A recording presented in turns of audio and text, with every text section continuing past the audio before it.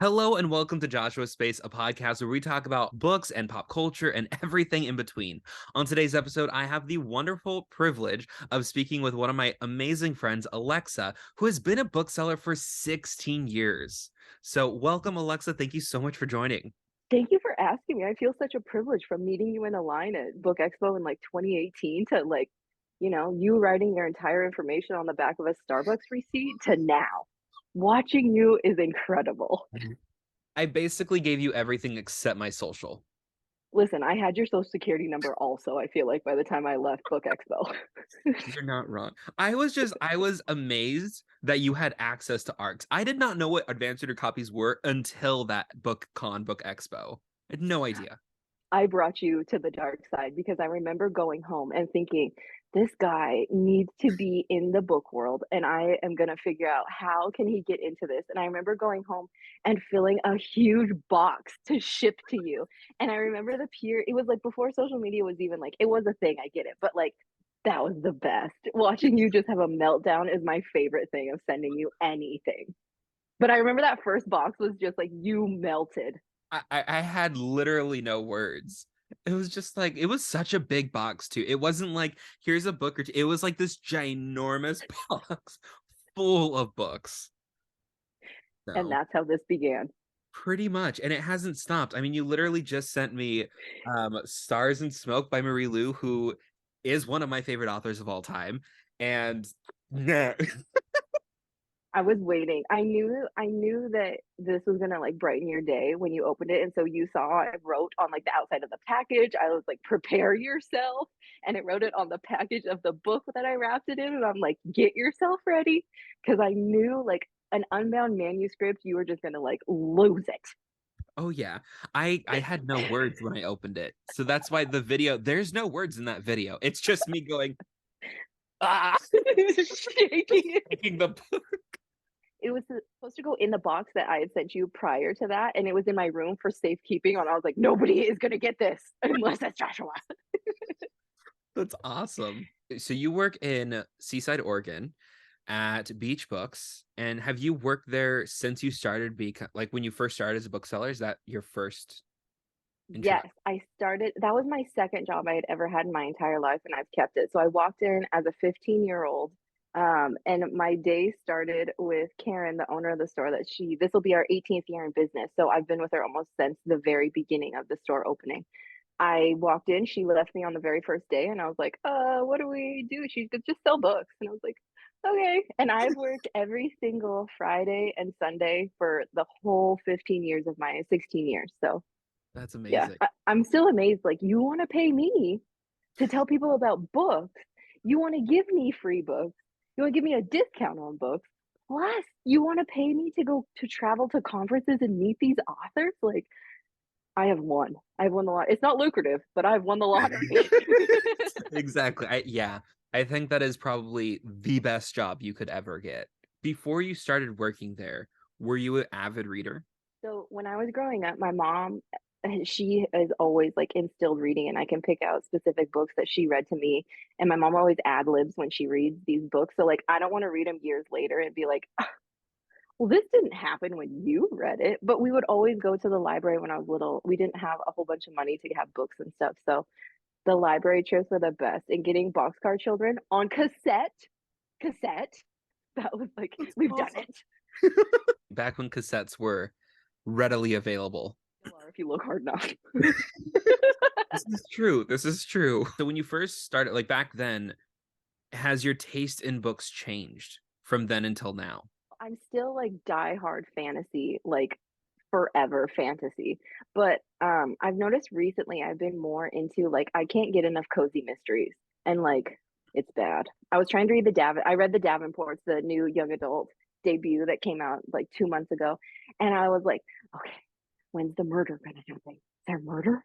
There has to be murder in this. And when I finished it, I was like, Anne, my coworker, no murder took place in this? She goes, I think you should lay off the mysteries for a bit. You're like, it is not a good book unless someone is killing someone else. Yes. And unless there's food puns, leave me out of it right now. That's awesome. So I'm what's your favorite mystery or cozy mystery? obsessed obsessed with this new one that's gonna come out in, like, 2 weeks, and it is called Vera Wong's Unsolicited Advice for Murderers. It is so good. The audiobook from Libro FM is also amazing because of the whole cast, but you want it, I want it, you will want it to become a series because you fall in love with the characters, and it's this older woman who owns a tea shop and she calls it Vera Wang's tea shop because she hopes people are gonna be like, "Oh, the dress designer has a tea shop," right? People don't think that. And she comes downstairs in the morning and she finds a dead body. And it just goes from there to where she helps the police do a chalk outline with a Sharpie. And she only touches the body, a few times on a whoopsie. And she tries to make him tea. And she then decides she's going to start like interviewing these suspects. And she brings them into the tea shop and she makes them all meet at once. And like they just become such a cute little family. And I just love that book. It reminds me a lot of the Thursday Murder Club. Exactly why I love it. That is, it is. Oh, the Thursday Murder Club, because I don't read a ton of mystery, but the Thursday Murder Club is just chef's kiss. Okay, that's what kicked me off into this obsession Yep. last probably like October, November. And I feel like the Thursday Murder Club series gets even better. Like book 2 and 3 are even better than the first somehow. I still have not read the second or third. I know, I Who know. are you? You're not busy. You don't have books. You should have time, Joshua. I should. I don't know how my like 5 million book TBR is not finished yet. It's a Well, tragedy at this point. maybe I should quit sending you books. I So, mean, it just adds to the TBR. no sense in putting yourself on a book ban. That is, you know what? That's sucking serotonin. Mm-hmm. Mm-hmm. My therapist was like, "You need to stop buying books," and I was like, no. And then you know what he had the audacity to tell me that not only do I need to stop buying books and cancel every subscription that I have, Oh, he also wants me to delete my account on the websites I purchase book from and delete all of my payment methods from my phone. Listen, I know I have an addiction. I've accepted that I have an addiction. We can downsize this addiction. We don't need to get oh, rid of it altogether. This is my listen. life. I know. Listen, I have the answer here. Take your credit card payment off of his account of paying him because he's taking your money too. So listen, we're going to find a new therapist because this one is not for us. He is too drastic and radical for us. Honestly, I was like, tell me you're not a reader without telling me you're not a reader. Oh, you know what? He's probably no, nope. Oh, Mm-mm. My jaw just dropped. The more he went on, I was like, no. I'm like, listen. I get it. I will downsize. I will cancel half of. So I'm at the point right now where I have 4 subscriptions. I have the that's fairy, really good. right? That's what I'm saying. It was like He doesn't 11 know during the you. pandemic. He doesn't know you. This is Honestly. great. I'm like, listen, I'm doing really good right now. You should have seen me a year and a half ago. I'm in a really good place. I don't even need your services anymore, sir. I'm gonna use that money to do another box. Exactly. But yeah, so I am gonna try and cancel 2 of them and bring it down to 2. I know. But it's also I've realized so I have 4 right now. I have the Fairy Loot Adult subscription box, the Broken Binding subscription, which they do trilogies, and so they do 3 months at a time. You're basically locking yourself into 3 months, and it's a complete trilogy. And they're a full set, and they're stunning. The stenciled edges all designed like together. Like Them. you haven't heard of them? No. They're amazing. Amazing. I need to write this down Yes, somewhere. it is. So you know how you heard of Goldsboro, right? Mhm. Okay, so think of Goldsboro on a different level. The Steroids? like just the because it's more stenciled edging and not as much sprayed. And so I think the biggest difference though is Goldsboro is focused on first printings, first Mhm. editions, signed, numbered, yada yada yada. Whereas Broken Binding is more focused on special editions, limited signed, and so they're doing reprints. It's not a first edition, first printing. Okay, okay, that So makes more sense they're now. bringing you like a trilogy at the end of its course. This trilogy's already finished, so we're going to give you all 3 books in the next 3 months. They do also do new releases as well. They're starting to do more Mhm. of that, but it is seriously, it's their editions are gorgeous. So I'm not canceling them. I cannot cancel them. No. Okay, what are the other two? Goldsboro? Goldsboro and Goldsboro. Great. I don't think there's any wiggle room here. So 4 it is. Okay, but here's the problem, and I'm realizing this right now because I am doing a massive unhaul because I'm one of my bookcases broke at the beginning of this year. It was a travesty. Travesty, tragedy. I don't know. Both. Both.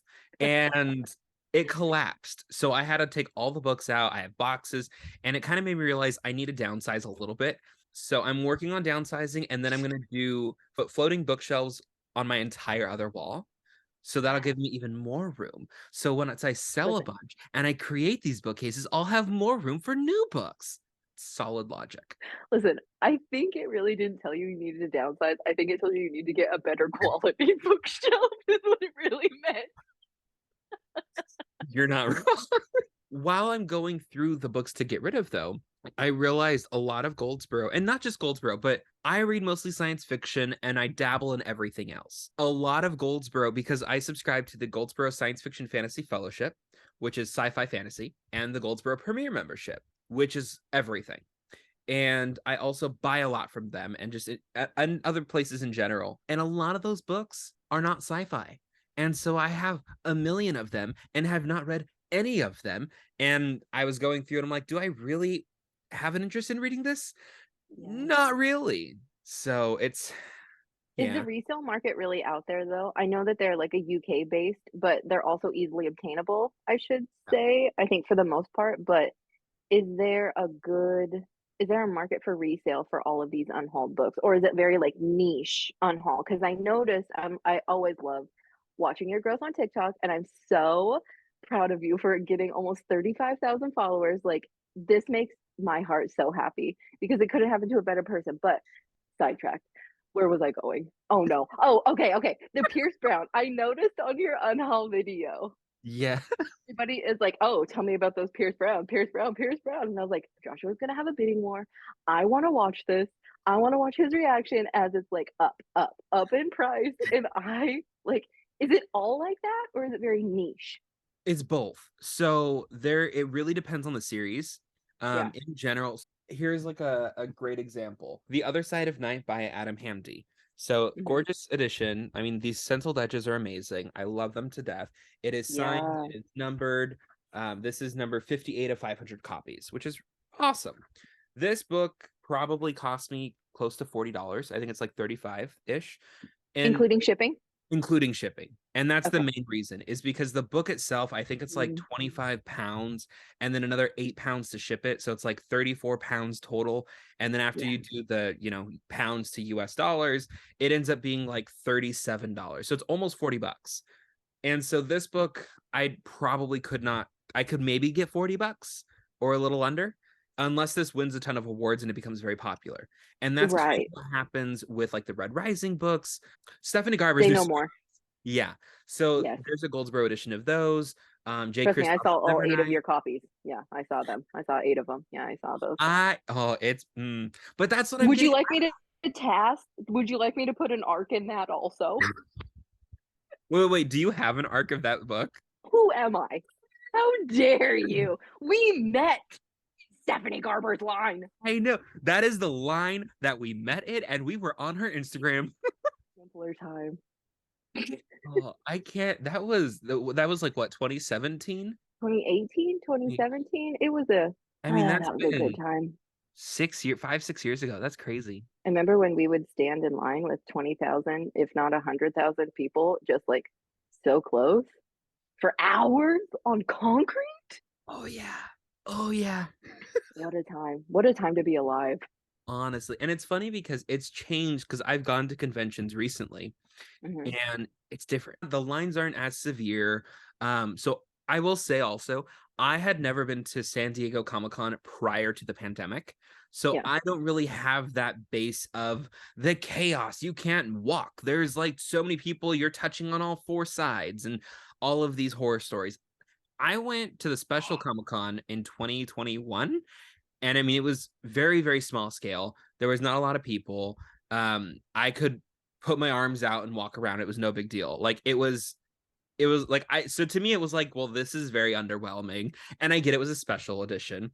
So it was Yeah. very small. It also was on Black Friday weekend, which was really stupid. I think that was a win. Still, I would have taken that over all those dang people to wait in line.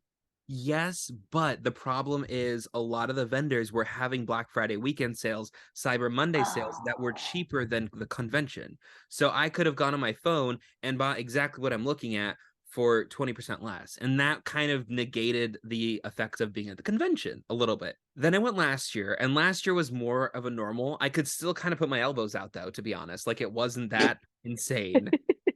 And the lines were like not terrible. And so I was like, if this is how it is, this is a piece of cake.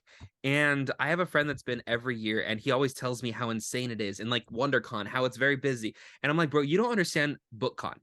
BookCon was a whole different level. And he did not believe, he was like, whatever. And I went to Oh, WonderCon for the first time and was like, this is extremely underwhelming.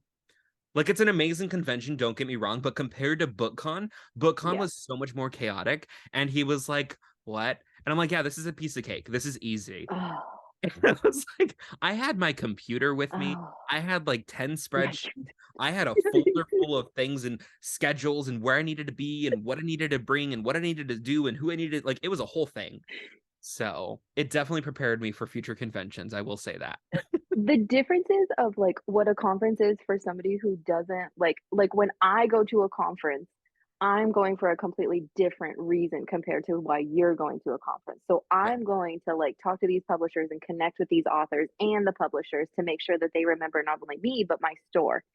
And so it's different. And when I went to Book Expo for the first time, I was so like overwhelmed on what's even going on and what's the protocol and what do you mean I need to get a ticket to stand in this line to meet the author and like what? What do you mean you're selling books? Because like every conference I always go to, you just get in a line to talk to the author and you get their book that they've signed for you or whatever you want. And I was like shot down for on one of the first days because all I wanted to do was meet B.E. Schwab because she is one of my favorite authors of all time, and I was just like, "Oh, I get to meet her."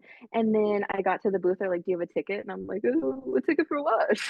And they're like, "To get in line." And I was like, "What are you on? No, I will stand in this line and I will meet her." And they were like, "No, no, that's not how this works here." But to to to make you feel better, the next day I got, like, hand brought to the front of the line to meet Victoria, okay. and it Okay. That it makes was sense. it was, like it was the most crazy thing that I was gonna cry because she knew where my store was located, and, like, she's been to my town, which if anybody doesn't know, like, I live on the Oregon coast in Seaside, which is a very small coastal community that But nobody absolutely heard of. beautiful. Well, depending when you come. Just kidding. Um, no. So that made my whole, like, Victoria Schwab knows me. That's And that amazing. was where we got to meet Tomi Adeyemi for the first time. Tomi was actually I met Tomi months prior in Memphis, and it was a long time before Children of Blood and Bone was even gonna come out, and it was my current obsession that I made everybody at the store that worked there read it, and I was like, "I don't care if you don't like this genre, you must read this." And I remember meeting Tomi, and I was like, "I have an obsession with you and your book." And, like, she was in such disbelief. I'm like, "You love my book?" And I was like, "You don't even know. You don't even know the amount of arcs that are up here and, like, signed finished copies of, like, I am in your boat of obsessions with that one." And so to watch that and watch how big she's become is so cool. It's awesome. I think it's wild to when you're like you see them before.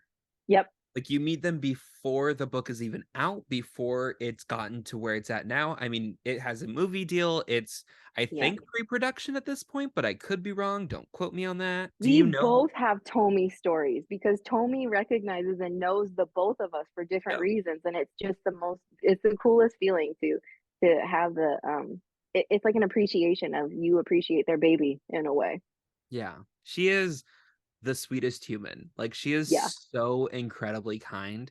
Also, Yes. I'm hoping she'll be at San Diego Comic-Con again this year, and I am determined because last year at San Diego Comic-Con, she was like, "Have you been writing?" And I was like, "Not really."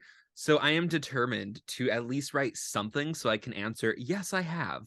I have been writing, Tomi. Thank you for asking." I haven't seen her for so long because then she's kind of like gone into hiding, I think, as she's working on this third book, which Yeah. I'm so thankful she's taking her time with this third one to like really round it out. Cause the second one kind of like, I have been describing it as like a marathon read. And by the end of it, you are exhausted and she's essentially killing you. But, um, like, And then it's over. And then you don't know what's I gonna happen. know. And you're just And, like, and I, excuse me. And I just am like, can you please round this out and not do like a Saba type of thing where you're gonna like rip out all of our feelings, but like just like a little bit of our feelings just to curb stomp them a tiny bit? Exactly. So Tomi Adeyemi, what is one of your other current or like all-time favorite books? Well, I I'm so glad you asked. So, as you know, one of my obsessions is Alex Harrow's 10,000 Doors of January. What? I know, thirst shattering. This is hot news. It's a hot take. I don't know if you pay attention to the top 10 beach books bestsellers every month, but almost a guarantee my Alex will be there.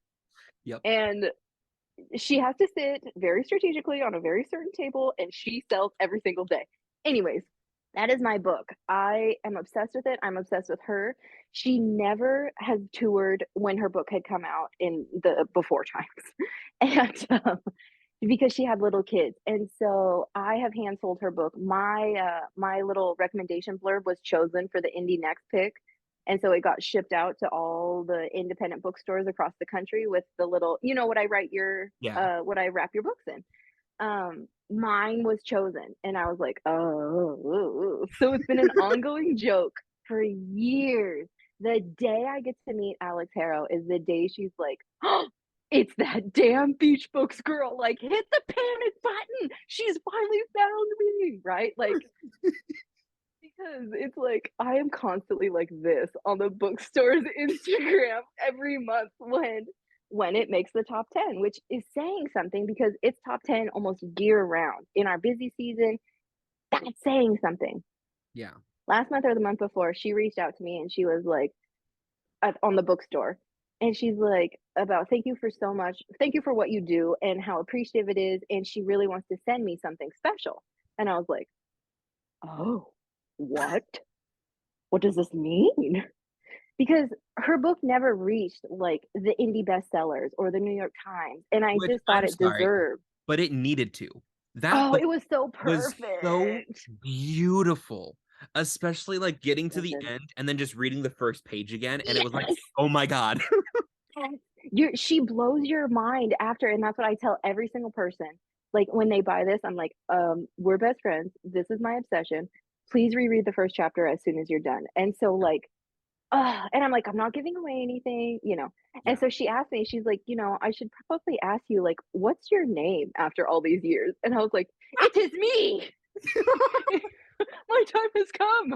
I It am is the I, sucker. You have Alexa been. from Beach Books. So I didn't think anything of it because you know people are always like, "Oh, I'll send you something," and then Yeah. like you know squirrel brains take over and oopsie Oh, yeah. whoopsie. I am notorious So for doing that. So I I know. I I got a text and it was on my day off and they're like, "Hey, you have a package from Alex Harrow."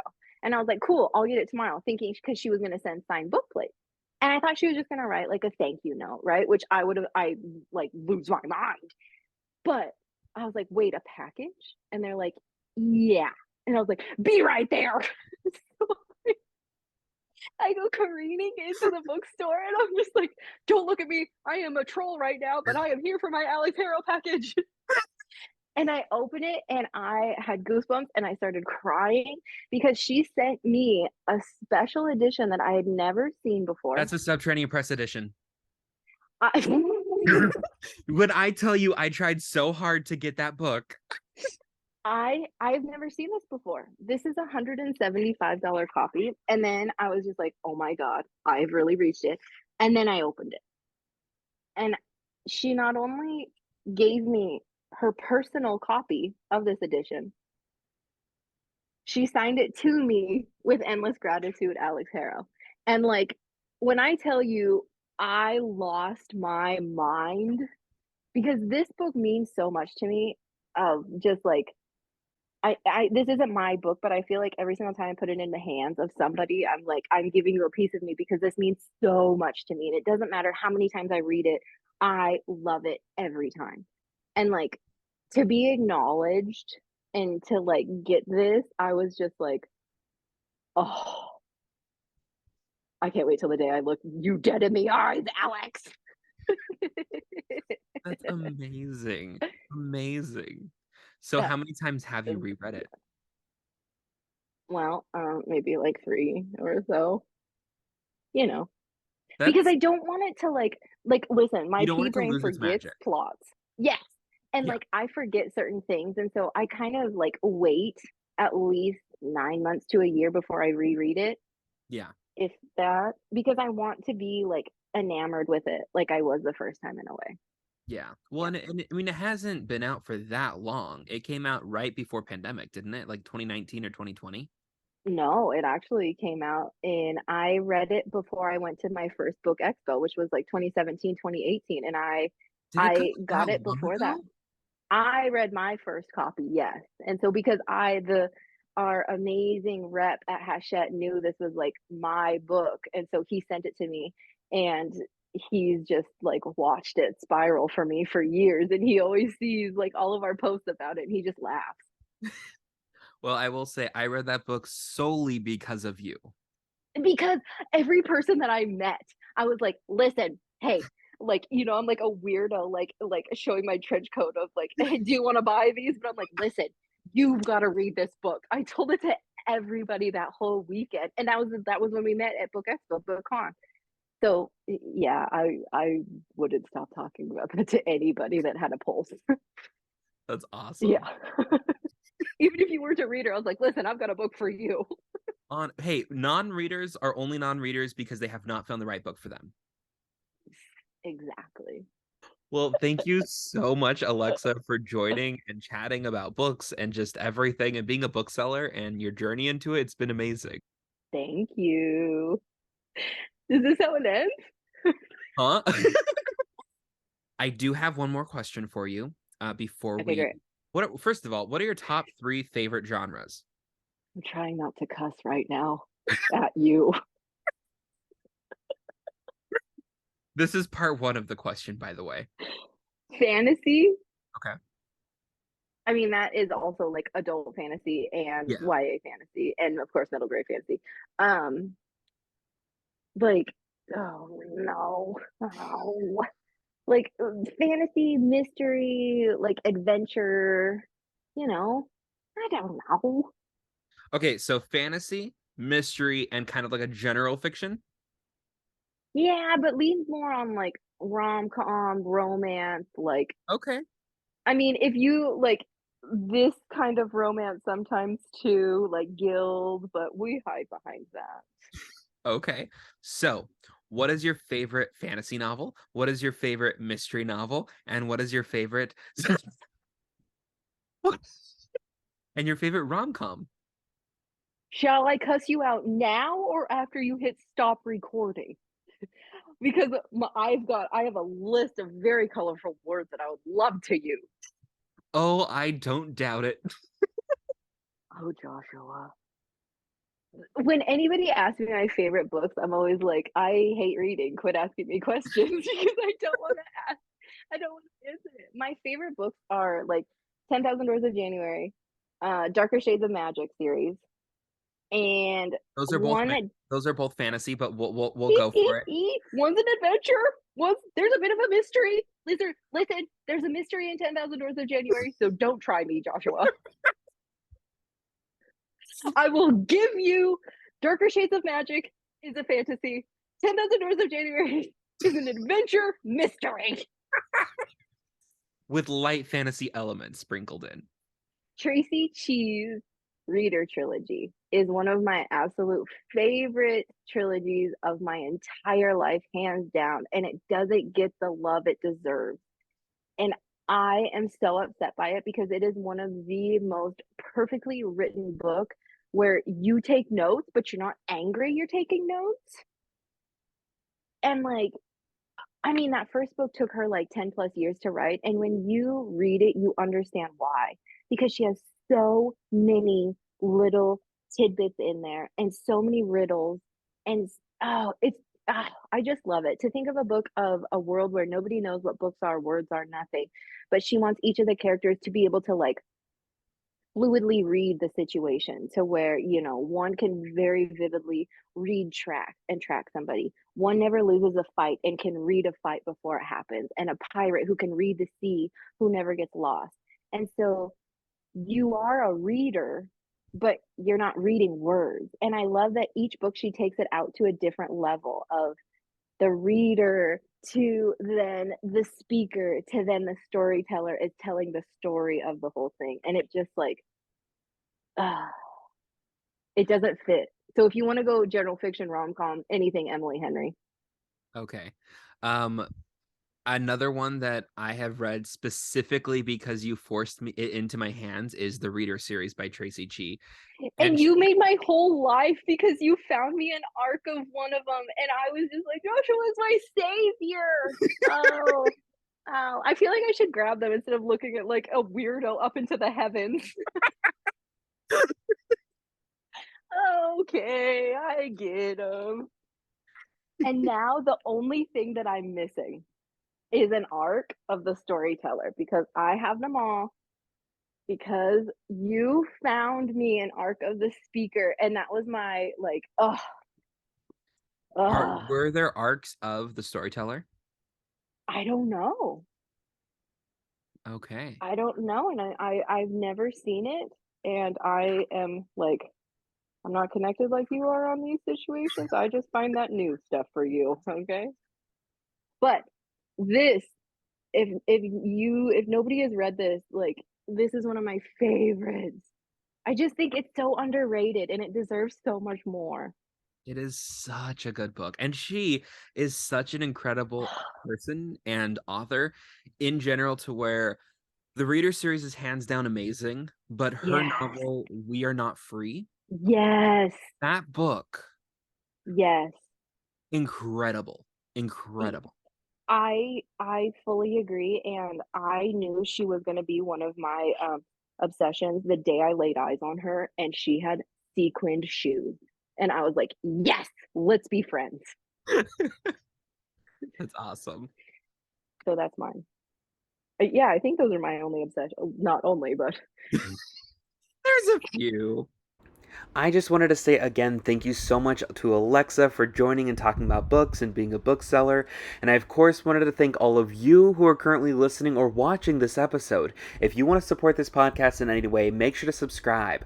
Also, if you feel so inclined, you can purchase books through my bookshop.org affiliate link or support Alexa for purchasing books from Beach Books in Seaside, Oregon. I hope you have a wonderful day and happy reading.